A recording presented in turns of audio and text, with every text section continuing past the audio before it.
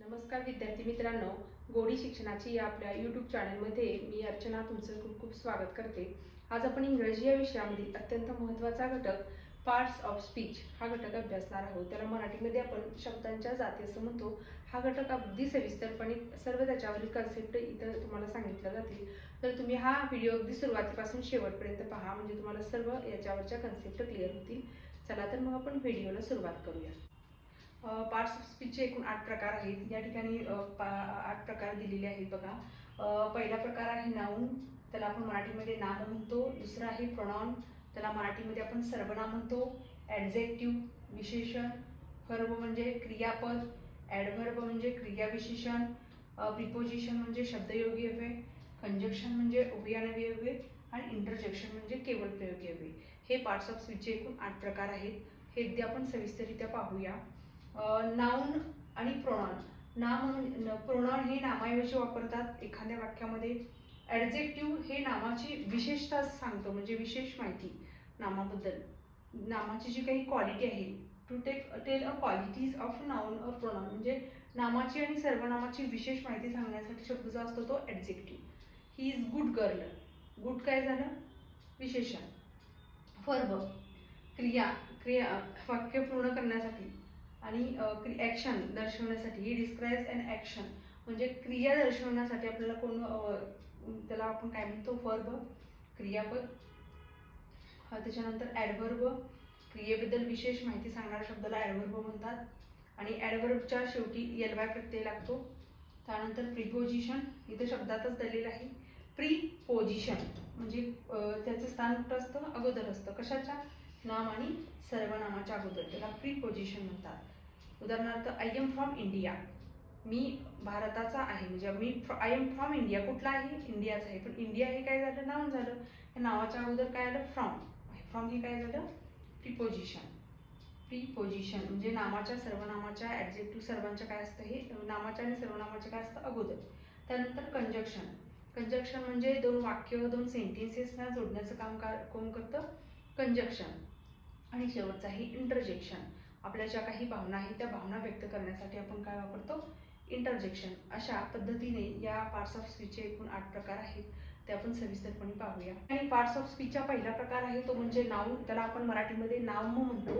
A noun is the name of a person, animal, place और things, म्हणजे नाम म्हणजे कशाचं नाव आहे, एखाद्या व्यक्तीचं, प्राण्याचं किंवा एखाद्या ठिकाणाचं किंवा एखाद्या गोष्टीचं, जे आपण ज्या गोष्टी त्यांना नाव देतो त्याला आपण काय म्हणतो, नाउन असं म्हणतो। मग कोणत्याही ज्याला आपण ज्या नावाने आपण हाक म्हणतो ते सर्व काय असतात, नाउन असतात। उदाहरणार्थ राम, सीमा, राहुल, टीचर, व्यक्तीचं नाव असेल, एखाद्या स्थळाचं नाव असेल, एखादं पर्यटन स्थळ असेल, एखाद्या गावाचं नाव असेल, या सर्व ज्या यांना आपण नाव देतो ती सर्व काय असतात, नाउन असतात। त्यानंतर दुसरा पार्ट्स ऑफ स्पीच मधला प्रकार आपण पाहूया, म्हणजे प्रोनाउन। याला आपण मराठीमध्ये काय म्हणतो, सर्वनाम। मराठीमध्ये काय म्हणतो आपण, सर्वनाम। A word that is used in place of noun is called as a pronoun, म्हणजे नामाऐवजी वापरलेला जो शब्द असतो त्याला आपण प्रोनाउन म्हणतो। म्हणजे आपण एखाद्या व्यक्तीला जेव्हा हाक मारतो त्या व्यक्तीच्या प्रॉपर जे नाव आहे ते नाव न घेता ती मुलगी, तो मुलगा, असं ती, तो, ती, हा, ही, हे जे काही नाव आहे त्याला आपण काय म्हणतो, सर्वनाम। ते सर्वनामाची व्याख्या मी इथे लिहिलेली आहे। Word that used in a place of noun is called as a pronoun.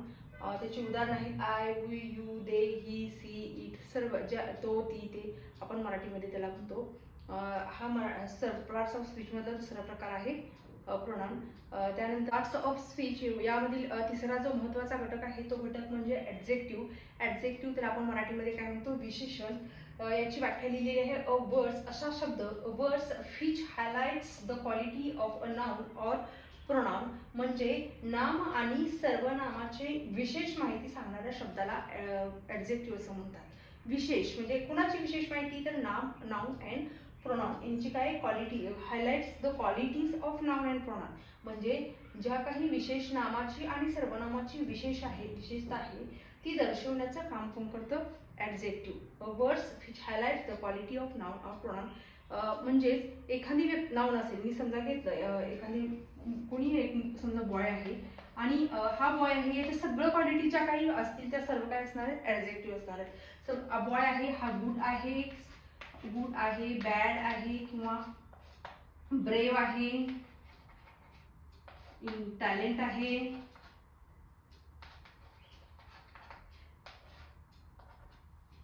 Honest आहे. आपण एखाद्या व्यक्तीबद्दल बोलतो की हा मुलगा आहे, हा मुलगा चांगला आहे किंवा हा मुलगा चांगला नाही आहे, ब्रेव आहे, हुशार आहे, किंवा हॉनेस्ट आहे. म्हणजे सगळ्या ज्या काही क्वालिटी आहेत त्या मुलाच्या, ह्या ज्या काही आपण क्वालिटी लिहितो, म्हणजे त्या मुलाच्या ज्या काही आपण विशेषता लिहितो, ह्या सगळ्या विशेषता असतात. त्याच म्हणजे विशेषता म्हणजेच काय असतात, त्या ॲडजेक्टिव्ह असतात. म्हणजे एखाद्या हे नाम आहे, ह्या नामाबद्दलच्या विशेष माहिती सांगणारा शब्द असतात, ते सर्वांना काय आपण म्हणतो, ॲडजेक्टिव्ह म्हणतो. या ठिकाणी मी थोडक्यात उदाहरण घेते. फॉर एक्झाम्पल ब्युटिफुल, त्याच्यानंतर गुड,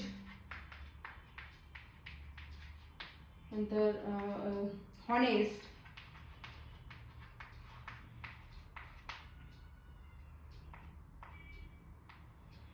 बॅड, स्वीट,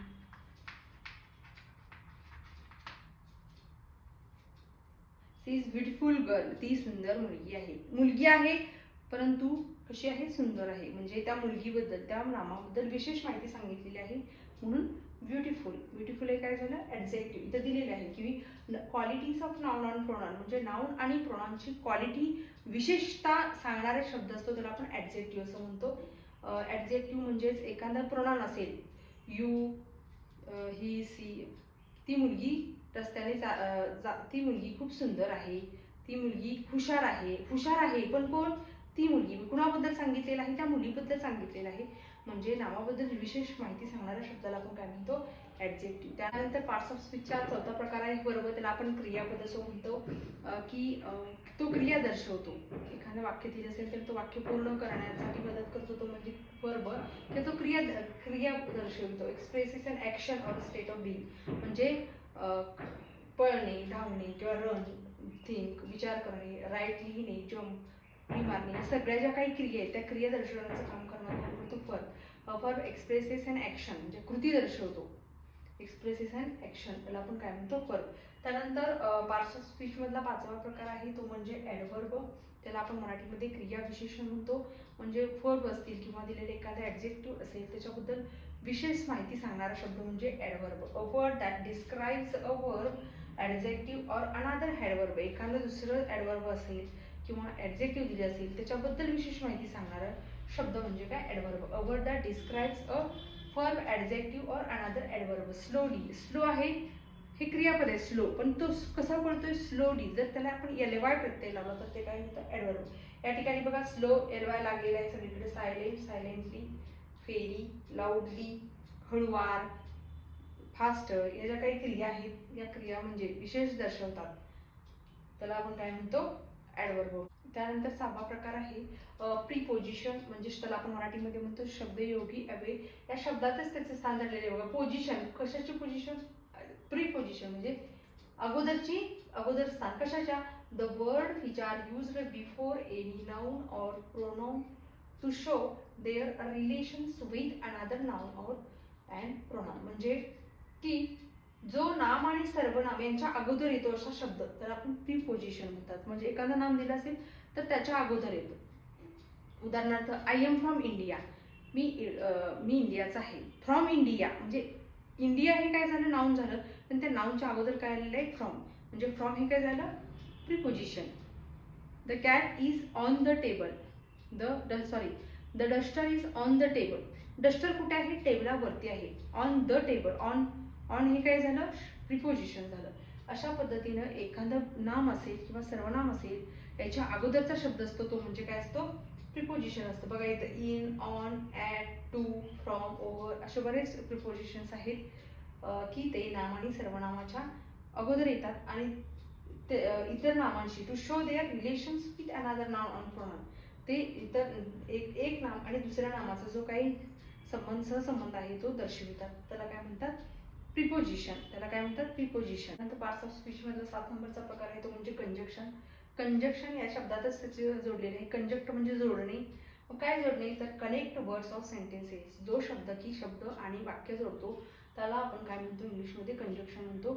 वर्ड्स म्हणजे दोन शब्द असतील तर त्या दोन शब्दांना जोडण्याचं कार्य कंजक्शन करतो. उदाहरणार्थ गीता अँड सीता दोन्ही मुले, दोन्ही जोडण्याचं, दोन्ही नाम आहे ते जोडण्याचं काम काय करणार आहे? अँड हे काय आहे? कंजक्शन आहे. दोन्ही सेंटेन्सेस असतील, दोन्ही सेंटेन्सेस जोडण्याचं काम सुद्धा काय करतं? कोण करतं? तर कंजक्शन करतं. एक साधं उदाहरण घेऊन आपण बघूया की यातलं नक्की कंजक्शन कोणतं आहे. बरेच विद्यार्थी कन्फ्यूज होतात की बघा, आय एम बिफोर यू हे काय आहे? यू काय आहे? यू काय आहे? प्रोनाउन आहे. प्रोनाउनच्या अगोदर काय येतं? प्रीपोजिशन येतं. प्रीपोजिशन काय येतं बघा, आय एम बिफोर यू, मी तुझ्या काय आहे? अगोदर. मी आय एम बिफोर यू, मी तुझ्या काय आहे? अगोदर आहे. म्हणजे या ठिकाणी काय झालं? हे प्रीपोजिशन झालं. पण I have done my work before you came, म्हणजे मी माझं काम केलेलं आहे. तू यायच्या अगोदर मी काय केलेलं आहे? माझं काम केलेलं आहे. इथं काय झालं? हे दोन्ही जोडण्याचं काम केलं म्हणून काय झालं? ते कंजक्शन. हे काय आहे? कंजक्शन, जोडण्याचं काम केलेलं आहे का? I have done my work, मी माझं काम केलेलं आहे केव्हा? तू यायच्या अगोदर. आणि इथं काय? आय एम बिफोर यू, मी तुझ्या त्या जी व्यक्ती आहे त्या व्यक्तीच्या काय आहे? अगोदर आहे. म्हणजे बिफोर इथं काय आलं? प्रिपोजिशन आलं. इथं काय येणार आहे? हे प्रिपोजिशन आलं. अशा पद्धतीने एक जरी वाक्य असं वेगवेगळ्या वाक्यांमध्ये पार्ट्स ऑफ स्पीचची जागा वेगळी असते बघा. या ठिकाणी एक उदाहरण मी दिलेलं आहे. त्यानंतर पार्ट्स ऑफ स्पीचमधला इंटरजेक्शन हा शेवटचा पॉईंट आहे. एकूण 8 प्रकार आहेत, त्याच्यापैकी शेवटचा म्हणजे कोणता पॉईंट आहे? इंटरजेक्शन. याला आपण मराठीमध्ये म्हणतो केवलप्रयोगी वे. आपल्या ज्या काही भावना आहेत त्या भावना व्यक्त करण्यासाठी याचा उपयोग केला जातो. समजा आपल्याला काय लागलं किंवा आपण पडलो तर आपण काय विचार करतो? किंवा आनंद व्यक्त असेल तर काय आपण वापरतो? ती जी भावना आहे ती भावना व्यक्त करण्यासाठी आपण इंटरजेक्शनचा वापर करतो. याला आपण मराठीमध्ये काय म्हणतो? उद्गारवाचक केवलप्रयोगी हवे. आणि त्या ठिकाणी आपण असं उद्गारवाचक चिन्ह देतो, wow, what a beautiful rose. Wow, जेव्हा आपण आनंद व्यक्त करतो तेव्हा आपण काय वापरतो? वाव. त्याच्यानंतर ओरडताना किंवा वेगवेगळे एक्सप्रेशन असतात, ते एक्सप्रेशन आपण उच्चारत असताना जे काही आपल्या तोंडातून भावना व्यक्त होतात त्यासाठी आपण कोणता शब्द वापरतो? इंटरजेक्शन. याची उदाहरण मी दिलेली आहेत. अशा पद्धतीनं पार्ट्स ऑफ स्पीच हा घटक, अशा पद्धतीनं पार्ट्स ऑफ स्पीच यातील आपण 8ही प्रकार पाहिलेले आहेत अगदी सविस्तररित्या. हा व्हिडिओ तुम्हाला आवडला असेल तर लाईक करा, शेअर करा, सबस्क्राईब करा. धन्यवाद.